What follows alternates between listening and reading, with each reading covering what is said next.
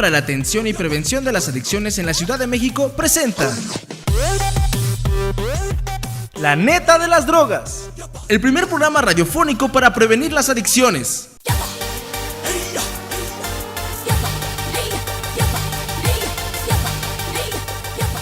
Con Stephanie Pandal y Alejandra Yáñez. ¡Iniciamos!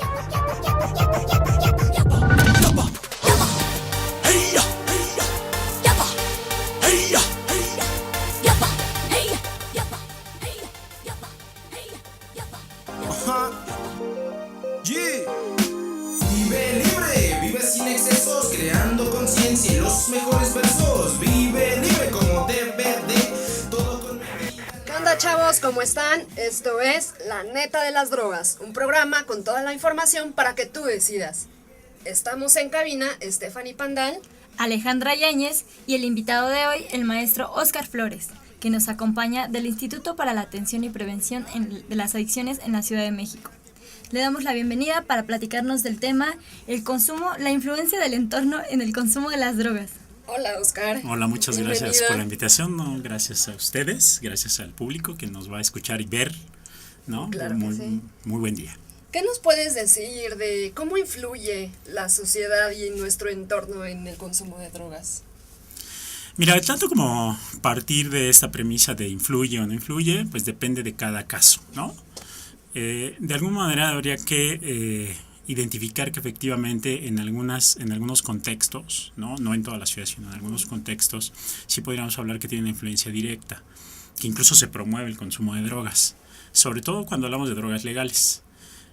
Y les pongo un ejemplo muy sencillo. En México está muy normalizado el consumo de alcohol en las familias, en los grupos. Hay una asociación directa entre fiesta y alcohol, ¿no? Sí. Incluso hay algunas familias que dicen, oye, pues mejor que se tome una copa aquí, una cerveza, que sepa qué se siente beber, ¿no? Para que afuera no lo haga. Entonces es al final una manera de influir justamente o de afectar esta percepción de riesgo con respecto a lo que significaría la posibilidad de estar consumiendo, en este caso alcohol, que es una droga legal. Lo mismo me parece que pasa con el caso del tabaco, ¿no? Si observamos algunos estudios, lo que nos señalan es que el principal o uno de los principales factores de riesgo es que tú tengas un pariente, un familiar o alguien cercano que fuma, ¿no? Ese ya es como un elemento que te va a favorecer que tú te acerques primero y que luego ya empieces a consumir. Entonces estamos hablando que nuestro primer factor que va a influir en nosotros es nuestra familia. Mira, es de suma importancia y sobre todo en México, ¿no? Donde las familias son muy, muy, muy importantes. Efectivamente, la familia puede tener dos roles en ese sentido. Puede ser un factor protector al consumo de drogas, pero también puede ser un factor de riesgo y que favorezca y que incluso a veces pueda llegar hasta estimular el propio consumo. ¿Y cómo sería esta situación de tener una buena familia, pero un entorno negativo? Mira, cuando hablamos de buena familia, digo, no me gusta mucho hablar de bueno o malo, porque de repente se combina un concepto de juicio. Prefiero hablar de familias funcionales, ¿no? Cuando hablamos de familias funcionales donde hay buena comunicación, donde hay adherencia, donde hay comunión, donde hay afecto, donde hay apoyo, creo que ese es un factor que te permite a ti tener herramientas para afrontar otros elementos. Entonces, cuando tú tienes ese elemento a favor y de repente es un entorno, por ejemplo, negativo, pues quizás sea menos probable que tú accedas a cuando te invitan, pues evidentemente eso se te va a generar un factor de riesgo que incluso pueda provocar que tú vayas buscando esas cosas que tu familia no te da fuera, en otros grupos. ¿Tú nos podrías dar un ejemplo sobre cómo la familia sería un factor protector y cómo la familia sería un factor de riesgo ante el consumo de drogas en jóvenes? Hablan de... Con respecto a lo que dice Ale, por ejemplo, en mi familia, puede ser una familia muy unida, pero en las fiestas todos se emborrachan, todos están fumando, todos toman. Entonces, sí, mi familia es unida, mi familia me ama, pero están provocando que en algún momento yo consuma. Claro, efectivamente ahí, por ejemplo, por eso les digo que son varios elementos, ¿no? Y la familia puede jugar uno u otro rol. Cuando hay buena comunión, cuando hay buena unión, cuando hay etcétera, etcétera, pero se dan este tipo de condiciones, pues evidentemente lo que estás favoreciendo, ¿no? O lo que estás de algún modo motivando es que los chicos, las chicas se acerquen más fácil al consumo. ¿Por qué? Porque lo ven normalizado, Es decir, pues no tiene nada de malo. O sea, mira, mi papá es hasta más cariñoso cuando se echa sus copas, ¿no? Claro. Mi mamá es más relajada cuando se echa su cigarrito. Entonces eso te favorece y te va haciendo que tú construyas una imagen de lo que significa consumir las drogas, en este caso las drogas legales, que además, y supongo que ya lo habrán dicho en varios programas, son las drogas de mayor consumo, no solamente a nivel Distrito Federal, a nivel nacional, a nivel mundial. O sea, el problema del consumo de alcohol y tabaco es el más grave, más agudo, ¿no? Sí. Bueno, como lo acabas de mencionar, ¿no? Entonces, en este caso, ¿qué podemos hacer nosotros? Digo, al final estamos creciendo en un ambiente donde creemos que el alcohol es bueno, entonces, ¿cómo podemos nosotros no seguir eso? No seguir con el consumo. Mira, rompes sobre todo cuando te haces llegar de información verídica y que tenga evidencia científica. Pero ¿no? es difícil romper con esto, ¿no? Porque si yo en un día normal llego y mi mamá me está regañando, mi papá me regaña, pero en una fiesta están borrachos, están con el cigarro y están felices, entonces para mí esa es una doble imagen. Claro, va a ser una doble imagen. Por eso te digo que cuando te haces llegar de información, vas a reconocer que al final Pero información esos la tengo elementos de son todos inmediatos. lados. En las redes. Claro, amigos. la idea ahí es que tú también aprendas a diferenciar qué tipo de información es la que te traes, porque efectivamente si nos metemos a las redes, si nos metemos al internet, pues estamos infestados de N información. Lo importante es que tú te acerques a información que sea fidedigna, que sea factible de entender además, ¿no? Y para eso hay diversas instancias. Nosotros, YAPA, ¿no? Tenemos justamente toda una página en donde tú te puedes informar de manera clara y precisa lo que son las drogas, lo que te provoca, cómo son los consumos, qué factores de riesgo hay, etcétera, etcétera. Entiendo el punto en términos de que efectivamente es complicado, porque si el alcohol está normalizado en términos de fiesta y hay una vinculación muy estrecha de si no hay alcohol no hay fiesta, pues es difícil romper ese tipo de dinámicas. Pero para eso está la juventud, ¿no? Para romper justamente esos esquemas. Una de las características de la juventud y de la adolescencia es criticar esos hábitos y esos constructos que ya están muy fijos. Este es uno de ellos, el normalizar el consumo de alcohol al interior de las familias y el consumo de tabaco, lo sumaría. Ahora, esto sucede con las drogas legales, ¿no? Estábamos hablando del alcohol, estábamos hablando del tabaco, pero ¿qué sucede con las drogas ilegales? Mira, ahí efectivamente hablaríamos justo de qué rol estaría jugando tu entorno, ¿no? En este caso, tu familia. Si tienes una familia disfuncional, pues hay un factor de riesgo, ¿no? Que no te permite a ti desarrollar habilidades en términos de afrontar situaciones que tenemos todos los días. ¿Por qué? Porque si tú no estás teniendo elementos de identidad en tu familia, pues los vas a buscar fuera, ¿no? Sí. Y si tu grupo inmediato de amigos tiene consumo, pues es mucho más probable que tú accedas al consumo y que tu construcción en términos de lo que significa el consumo, ¿no? Tú te la traigas diciendo, bueno, para mí consumir es unirme con mis cuates, o sea, de repente es importante también hablar, cuando hablamos de droga nos referimos a todas, a este margen amplio, ¿no? Entonces, el factor de riesgo puede ser semejante para una o para otra. Claro. Una situación muy común entre jóvenes es, por ejemplo, ¿no? El clásico. Me voy con los chavos de la cuadra a jugar un partido de fútbol, ¿no? La cascarita. Pero ya, hacen deporte, está todo muy saludable, pero al final de esto, ya sea ganen o pierdan o lo que sea, van a celebrar con el consumo de alcohol, ¿no? O sea, ¿qué sucede en esta situación? Ahí a mí me gustaría aclarar dos elementos. Primero, solemos generalizar, o sea, cuando vemos una situación pensamos que todas las situaciones son semejantes y no es cierto. Es decir, no todos los las y los chicos y chicas que juegan fútbol o que juegan básquetbol o que practican deporte, después, exacto, no todos. Sí hay un segmento ahí muy claro que efectivamente hace esto, ¿no? Pero habría que ver qué elementos hay detrás. Es decir, lo que hablábamos ahorita, ¿no? De que a lo mejor en tu grupo el alcohol tiene una función, ¿no? La función es unirlos, la función es agruparlos, es organizarlos. Al final hay una serie de cosas que se dan alrededor, ¿no? Desde que empiezas a hacer la cooperación, pues es un modo de organización, ¿no? Y te va vinculando con tus amigos. Desde que ¿cómo decides quién va a poner qué y quién va por? ¿No? A ver quién va a ir por. Eso también es una manera, entonces va de algún modo teniendo una función al interior de tu grupo. Entonces, en ese caso sí es como una contradicción, diría yo. Haces deporte, haces una actividad grupal y al final acabas. Pero lo cierto es que, de acuerdo con las estadísticas, solo es una pequeña porción la que hace eso. O sea, la mayoría no lo hace. Entonces no tendríamos de qué preocuparnos. Tenemos de que no preocuparnos, ocuparnos. O sea, el problema del consumo de drogas en los últimos 20 años lo que nos dice es que la tendencia del consumo va en aumento, de que la edad va reduciéndose, es decir, cada vez más pequeños inician los consumos. Por ejemplo, el alcohol en la Ciudad de México se inicia a consumir a los 12.6 años, ¿no? En promedio, estamos hablando de que habrá personas que inicien antes, a los 10, a los 9. En el caso del consumo de tabaco, por ejemplo, está un poquito arriba de los 13 casi pegándole a 14 años, ¿no? No es que tú decidas o no decidas, sino hay muchos elementos que influyen justamente para que tú acabes decidiendo si vas a consumir o no vas a consumir. Y si consumes, si te vas a mantener en el consumo o si no te vas a mantener en el consumo. Entonces hay diversos elementos, diversas cosas que habría que ir desglosando. ¿Y cómo podemos prevenir el consumo en nuestro entorno? Mira, es una tarea diaria, ¿no? Esta que estábamos hablando precisamente de informarte es uno de los primeros elementos que podemos atraernos. Es decir, la gente que consume drogas lo hace por algo, buscando placer, buscando convivir con los cuates, buscando Claro, cuando somos huir de adolescentes, cuando somos problemas, chavos, ¿no? el líder o la imagen es como el de la cuadra, ¿no? El chavo como popular, el que tiene más amigos, quizá no tiene buenas calificaciones, pero sí tiene muchos amigos, las chavas quieren con él, ese se vuelve nuestro líder. Entonces, ahí tú qué nos podrías decir respecto a la hora de elegir al líder. Mira, es complicado esta condición de elegir o no elegir al líder, porque al final los líderes están, entonces ahí hay un elemento que al final te va a marcar sobre qué líderes te vas.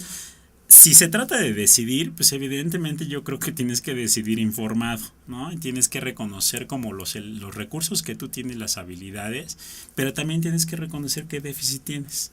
Y qué inhabilidades tienes, justamente porque estas son las que pueden de algún modo favorecer que tú andes buscando en las drogas algo, que a lo mejor yo sienta que estoy solucionando mis broncas, que a lo mejor con esto pues le estoy dando en la torre a mis papás porque ni siquiera así no me entienden, no me hacen caso y solo cuando llego borracho, intoxicado con algo ya se acercan a mí. Entonces, al final es esto, o sea, también hay que reconocer que las drogas tienen una función no solamente en nuestro organismo, sino también tiene una función en nuestro grupo inmediato, pero también tiene una función social. Y habría que ir identificando cuál es la función en alguno de los casos. Entonces, por ahí vamos como transitándole en ese sentido, ¿no? ¿Y cómo llegan a influir nuestro entorno en el consumo de otras drogas, drogas ilegales? Ya. Mira, de algún modo o sea, cuando hablamos de drogas, yo les decía, es importante como... quizá no vale tanto la pena cuando hablamos de influencias sociales o no, de drogas legales y ilegales, ¿no? Hablemos de drogas en general. Efectivamente. Pero bueno, digo, a lo mejor es más fácil con el alcohol y el tabaco, que son legales, que haya mucha influencia de parte de nuestra familia o de nuestros amigos. O de los medios. Claro. ¿No? Pero porque porque es legal. Claro. Pero ¿qué pasa con todas las drogas ilegales? O sea, los elementos que te pueden aproximar al consumo de drogas, incluso ilegales, son casi semejantes a los que te aproximan a las legales. Hay ciertos tintes que bien dijiste tú, vale la pena diferenciar. Pero lo que hemos encontrado, lo que se ha encontrado en las investigaciones es que hay como dos grandes factores, ¿no? Los factores individuales, que pueden ser factores protectores de riesgo, y los factores del entorno, que también pueden ser factores protectores o de riesgo. La combinación de estos factores es los que te va a aproximar. No hay como recetas generales, pero sí podríamos hablar, por ejemplo, que la dificultad en las familias, los problemas de comunicación, el que haya un entorno que favorezca el consumo de drogas, donde haya disponibilidad, donde haya accesibilidad, donde los precios sean bajos. Eso evidentemente va de algún modo a aumentar la probabilidad de que tú te metas en consumo. Pero aún incluso en esos entornos, la mayor parte de las personas no consumen. O sea, incluso en esos entornos tan complicados, hay personas que no consumen. Entonces también habría que ir atendiendo esas cosas. Ahora, me parece importante que la nueva lógica lo que nos está diciendo es no solamente lo que tenemos que hacer es evitar que las y los adolescentes consuman drogas, sino lo que tenemos que promover es que ellos tengan un desarrollo óptimo, pleno. ¿Y cómo le hacemos? Pues generándole alternativas de participación, de oportunidad, de inclusión social, actividades CN. ¿Por qué? Porque estas actividades le van a competir directamente a lo que significa el consumo de drogas. Ahorita nos hablabas de factores protectores individuales. ¿Qué nos recomendarías a los que nos están viendo, nos están escuchando? ¿Cómo podríamos fortalecer nuestros factores protectores individuales ante una situación de consumo? Mira, yo creo que tienes que irte preparando, ¿no? Los factores protectores también se van construyendo, no es que en algún momento salgan y ya. Los factores protectores de algún modo, los individuales, ¿no? Tendrían que ver con cómo está tu condición, por ejemplo, tus habilidades para comunicarte, tus habilidades para solucionar problemas, ¿no? Tus habilidades para ser asertivo. Sí. Alguien diría, ¿para qué te metes droga? O sea, ¿para qué? ¿Cuál sería la función de la droga ahí? Demás, ¿no? Si está, te la pasas chévere, ¿no? Casos, ¿no? Te la cuando pasas hay muy esas bien. opciones, cuando no.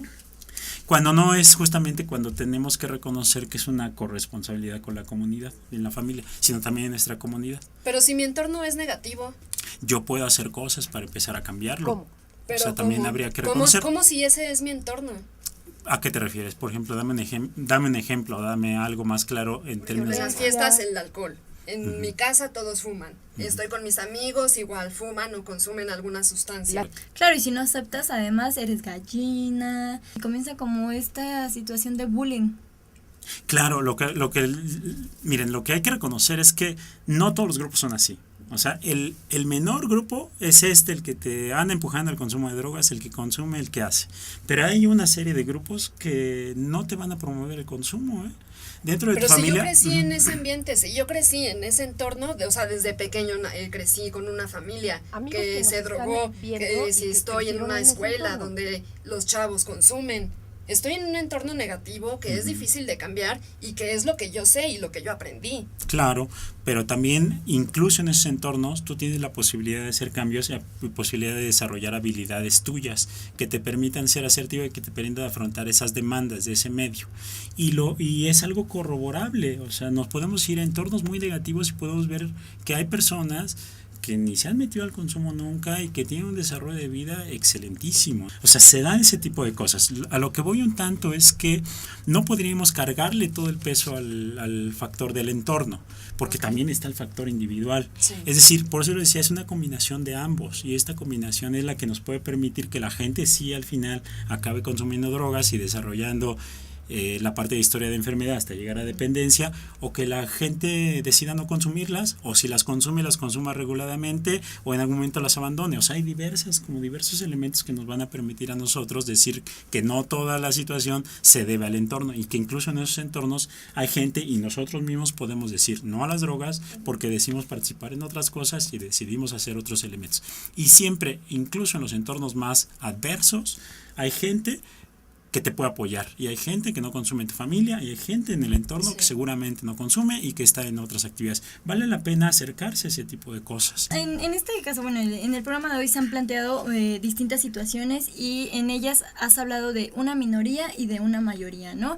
Identificando como la minoría esta la que consume, la que está en riesgo, y como mayoría la que no. ¿Qué está haciendo bien esta mayoría para no estar en un ambiente de consumo? Y esto lo digo para que nos lo compartas, y entonces los que nos están escuchando también lo compartan con otros, ¿no? O digan, bueno, de esta manera puedo comenzar a hacer las cosas bien y puedo irlas como replicando, ¿no? En mi ámbito, ya sea familiar, escolar y de amigos en la cuadra. O sea, ¿qué está haciendo bien esa mayoría de la que nos hablas? Me parece que tiene que ver mucho con que tengan una condición de información, ¿no? Ok, puedan información. estar informados hacia el respecto, que serían unos elementos primordiales, que tengan una conciencia de la participación, de que en qué tanto actividades participan. Si tienen participación, me refiero en otras, en actividades culturales, actividades deportivas, actividades incluso que estén en contra del consumo, ¿no? Que tengan una autoestima fuerte, ¿no? Una autoestima sólida, una buena autoestima, que tengan asertividad, que tengan capacidad de resolución de problemas, que tengan habilidades de comunicación. No, bueno, ya fueron así varias, ya no van a alcanzar los dedos para irlas como enumerando. Y son varias. Pero entonces, ¿cómo puedo detectar una influencia positiva? Creo que, o sea, tú puedes verlo, ¿no? Cuando en tu entorno ves el resultado. O sea, ves el producto. O sea, si unas personas se comportan de algún modo, ves qué producto obtienen de ese comportamiento.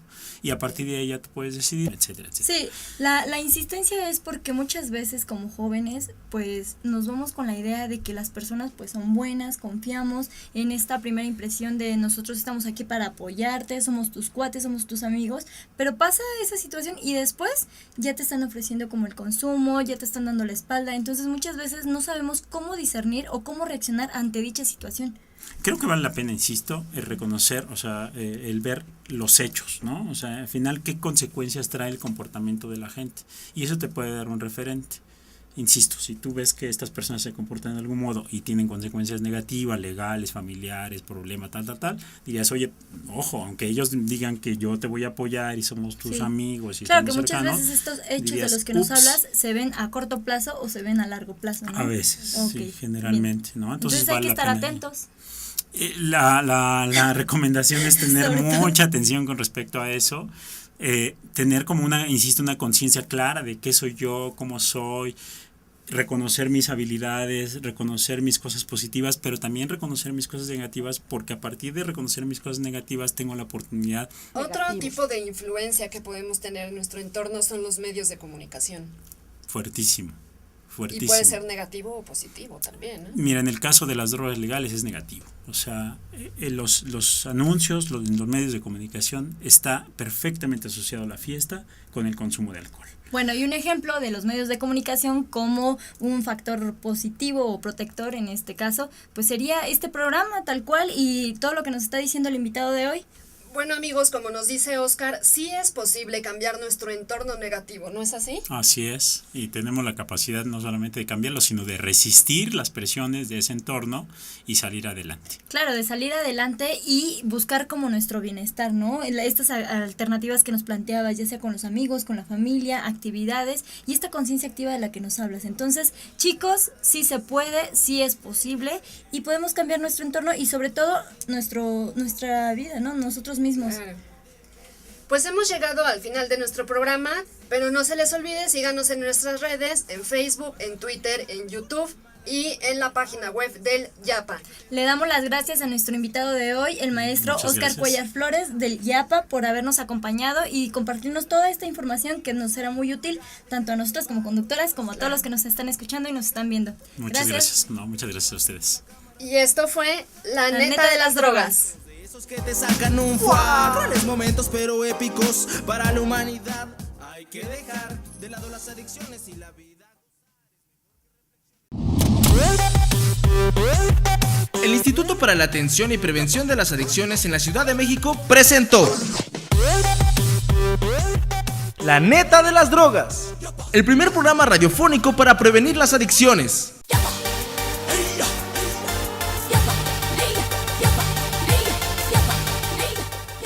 Con Stephanie Pandal y Alejandra Yáñez. ¡Hasta la próxima!